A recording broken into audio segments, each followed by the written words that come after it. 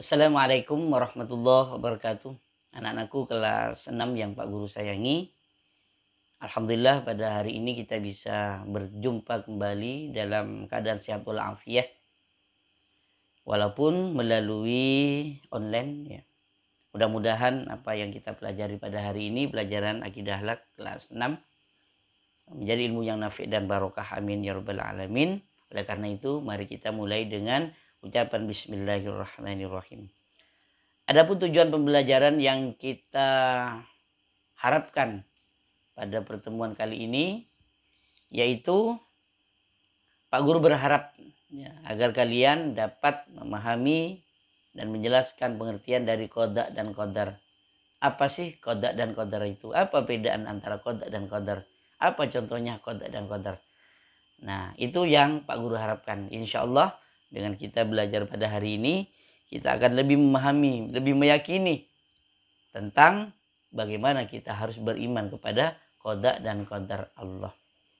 Nah, anak-anakku yang Pak Guru sayangi, qada itu dan qadar itu merupakan rukun iman yang ke berapa? Yang keenam. Beriman kepada takdir Allah, beriman kepada qada dan qadar. Apa itu qada? Qada adalah ketentuan Allah yang ditulis sejak zaman azali, sebelum manusia diciptakan, sebelum manusia dilahirkan ke dunia. Itu qada. Jadi ketentuan Allah sudah ditulis duluan oleh Allah. Jodohnya, rezekinya, kapan dilahirkan itu ditulis oleh Allah. Itu namanya qada. Dan itu belum terjadi. Itu namanya qada. Belum ada campur tangan dari manusia. Jadi Allah merencanakan terlebih dahulu qada.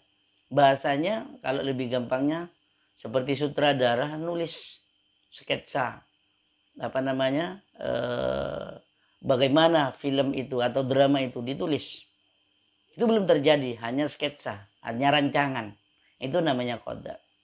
Kemudian qadar. Apa itu qadar? Ketetapan Allah yang terjadi setelah ada campur tangan dari manusia.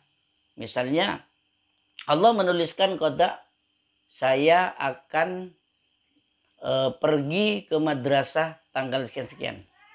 Nah ini qada, belum terjadi. Jadi sebelum saya dilahirkan itu Allah nulis sudah. Itu namanya qada. Tapi setelah terjadi, misalnya saya sudah lahir pada tanggal sekian-sekian, terjadi atau tidak, itu namanya qadar.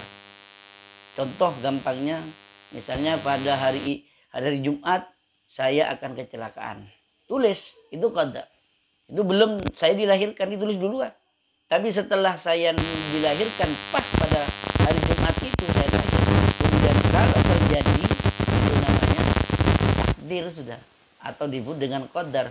Terjadi atau tidak terjadi, yang sebagaimana dituliskan oleh Allah itu namanya qadar. Kalau saya ternyata berubah, misalnya tidak melanggar lalu lintas dan sebagainya, sehingga yang awalnya ditulis menjadi qada itu menjadi qada yang kecelakaan, menjadi qada yang baik, qadar yang baik. Apa? Selamat dari kecelakaan. Kenapa? Karena ada usaha yang baik dari saya. Seperti itu. Contoh misalnya seperti itu, gampangnya. Jadi antara qada dan qadar, qada itu perencanaan, qadar itu sudah terjadi, ada keputusan. Itu perbedaan antara qada dan qadar. Dan sama-sama ini diyakini. Hal ini dirangkum dalam istilah takdir Allah. Jadi tidak ada yang tahu takdir Allah. Ya, takdir Allah apa yang akan terjadi kepada kita tidak ada yang tahu. Oleh karena itu, karena kita tidak tahu apa yang terjadi pada kita, maka kita harus memilih yang baik. Jangan sampai memilih yang tidak baik. Karena Allah berfirman, innallaha la yughayyiru ma biqaumin hatta yughayyiru ma bi anfusihim. Jadi Allah tidak otoriter. Ya. Tidak semena-mena menuliskan qada di situ, tidak ada campur tangan manusia. Jadi Allah memiliki qadarnya itu tergantung pada manusia. Contoh, Allah tidak akan memberikan saya kenyang kalau saya tidak makan. Jadi ada proses di situ.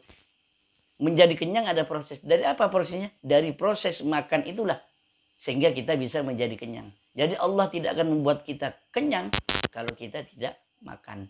Jadi itu ada unsur hubungan antara qadarnya Allah ya, dan qadanya Allah, itu ada hubungan.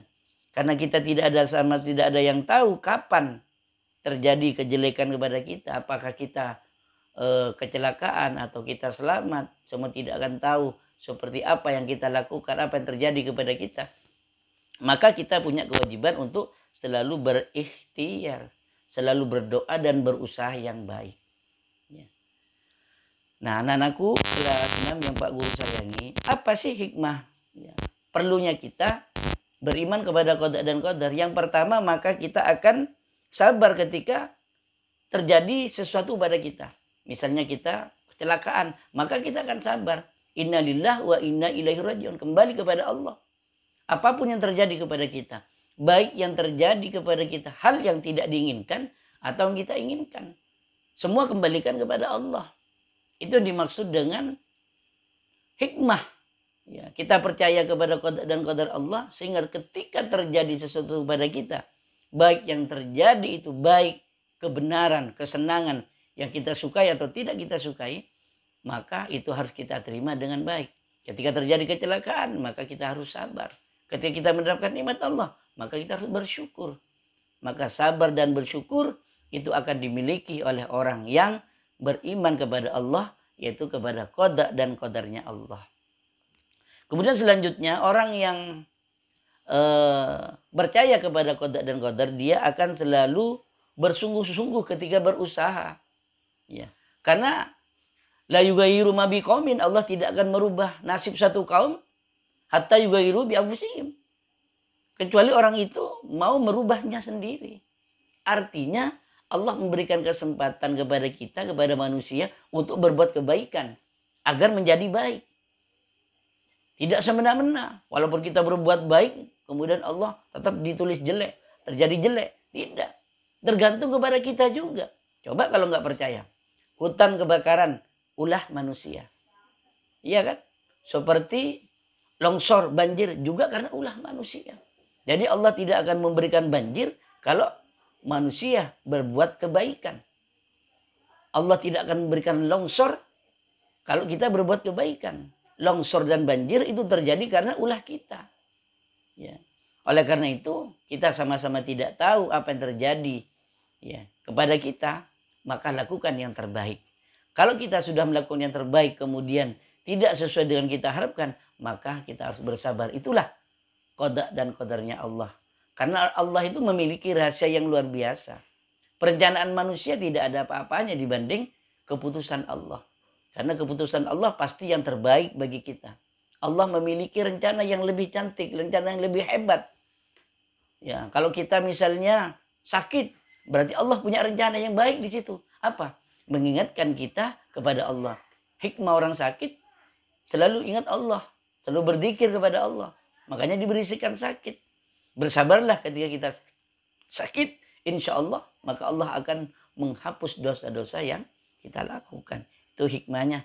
Jadi kita tidak ada yang tahu apa yang terjadi kepada kita, maka bersungguh-sungguhlah kita. Jadi bahasanya innal insana, sesungguhnya manusia itu bitafkir. Manusia itu hanya berusaha, berencana. Dan Allah lah bitabdir yang menentukan. Kita hanya berencana. Bitafkir artinya manusia hanya berencana, berusaha. Dan bitabdir Allah urusannya. Jadi bagaimana, apakah yang kita lakukan atau yang kita inginkan sesuai dengan kenyataan atau tidak, Allah yang punya kuasa. Ranah kita berusaha dengan baik dan berdoa ikhtiar itu ranah kita, milik kita. Entah nanti yang terjadi kebaikan kepada kita atau keburukan, itulah Allah yang menentukan. Ranah kita bukan di situ. Ranah kita adalah berdoa dan berusaha, keputusannya kita pasrahkan kepada Allah. Oleh karena itu salah satu hikmah kita beriman kepada qada dan qadar, yaitu kita akan selalu bertawakal kepada Allah, pasrah kepada Allah. Jadi yang pertama, kita akan berusaha dengan baik, semangat yang luar biasa. Kemudian kita pasrahkan apa yang menjadi usaha kita kepada Allah, bertawakal kepada Allah. Kemudian terakhir, maka kita harus qanaah menghadapi apa yang telah Allah putuskan kepada kita. Jadi 3 hal ini. Insya Allah kalau kita beriman kepada qada dan qadar, maka 3 hal ini akan kita dapat peroleh. Yang pertama, kita akan selalu semangat untuk melakukan kebaikan. selalu giat untuk melakukan yang kita inginkan. Kemudian setelah itu, setelah berusaha dan berdoa dengan semangat, kemudian kita pasrahkan kepada Allah yang dikenal dengan tawakal kepada Allah. Kemudian yang terakhir kita pasrahkan kepada Allah. Kemudian yang terakhir kita harus bersikap qanaah. Artinya kita harus menerima apa yang menjadi keputusan Allah. Apakah keputusan Allah sesuai yang kita harapkan atau tidak? Semuanya itu ada hikmahnya. Yang penting kalau ketika keinginan kita ya, kemudian dikabul oleh Allah berupa nikmat, maka jangan lupa bersyukur kepada Allah dengan alhamdulillah. Kemudian kalau yang kita harapkan tidak sesuai dengan kenyataan pada hasilnya, kita misalnya belajar sudah luar biasa tapi masih tidak naik kelas, padahal kita di jalan itu sudah mematuhi rambu-rambu lalu lintas, kenapa masih kecelakaan? Disitulah Allah yang menginginkan. Ya, kalau sudah seperti itu kecelakaan yang terjadi, maka kita harus bersabar. Disitulah rahasia Allah untuk memberikan kebaikan kepada kita dengan melalui musibah. Insya Allah kalau kita selalu bersabar, maka Allah akan memberikan jalan yang terbaik untuk kita. Nah, anak-anakku kelas 6 yang Pak Guru sayangi, di sini ada beberapa contoh takdir, ya, qada dan qadar. Seperti jika kita ingin memanaskan 100 derajat maka akan menguap. Ya. Kalau kita inginkan air panas menjadi akan panas. Contohnya ada yang menguap. Jika kita ingin menginginkan air itu membeku maka didinginkan, ditaruh di kulkas. Nah, ini termasuk qada-qadarnya Allah. Kita berusaha memanaskan air maka akan panas air itu. Ya. Kalau kita mau makan maka kita akan kenyang. Jangan berharap kenyang kalau kita tidak makan. Ya. Jangan mengharapkan hilang hausnya kalau kita tidak minum.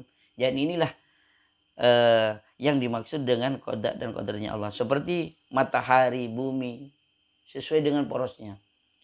Ya, semua planet-planet yang ada di angkasa itu kan berputar.